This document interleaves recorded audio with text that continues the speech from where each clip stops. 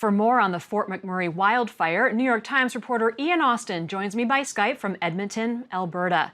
Ian, you've been talking to some of the families who've been evacuated to Edmonton. Can you tell me, what's this disaster been like for them? Well, the fire came in very, very quickly on Tuesday. And everyone, you hear the same story over and over. I was out walking my dog in the morning. It was beautiful in the dog park. And then I saw smoke and flames. So people just basically chucked maybe a photo album, a change of underwear in their car and fled into these huge traffic jams. Several thousand people got cut off to the south where Edmonton, Calgary, the big cities are, and went north where there's roads to nowhere. I mean, beyond there's the North Pole eventually. They don't know if they have a home. They don't know if they have a job. They don't know what there is to go back to. And, they've been told that they may be here for weeks and weeks before they're allowed to return to whatever awaits them there. And what's the plan, if there is any, to accommodate all of them, both short and long term? It hasn't moved to the long-term phase yet. Obviously, a lot of people have gone to friends and family. Fort McMurray was disproportionately populated by people from Atlantic Canada, which is an area of high unemployment.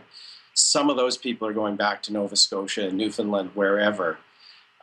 Every hotel around me here in downtown Edmonton, when you go through the lobby, there's dozens and dozens of people who are evacuees. I was at a mosque last night that had 100 people in its basement. Here in Edmonton, a massive building on the exhibition grounds has about 4,500 cots. Insurance companies are there, temporary banks even have a veterinary facility for everyone's dogs and cats. Alberta experienced an unusually dry and warm winter. Precipitation was half the norm. The snow melted early. How did all those conditions affect the fire?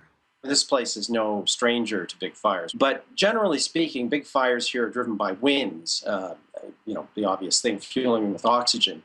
The dryness this time, though, has meant that the black spruce, which is the predominant tree up there in the boreal forest, they've just turned into the ideal fuel source for a fire. The fire is so hot and so intense it can throw flaming projectiles miles ahead of itself to get a loggerhead further forward. And it's even now creating its own lightning in the soot, which is starting lightning fires, which it joins up with. You've spent time in Fort McMurray reporting on the economic situation up there. It's a town that's been built around oil production. Can you just talk a little bit about what the economic situation has been and how this fire might affect it long term? Fort McMurray is the center of the very controversial oil sands projects, but those projects are well north of the city. And increasingly, the workers who worked on those projects lived in company-owned camps, which is where people evacuated to this week. The people in the city, there's obviously exceptions, they tended to work for companies that were suppliers to the industry. And when the oil price collapse came in early last year, these were the first people to be laid off. So this creates an interesting dynamic. It's a city of 90,000 people now, or had been a city of 90,000 people, that grew very rapidly in this decade. When you look at the projections for oil prices into the future, and oil sands oil is a very expensive kind of oil, you wonder if there's going to be a need to rebuild a city that size going forward. Ian Austen from the New York Times, thank you so much for being with us. Thank you very much.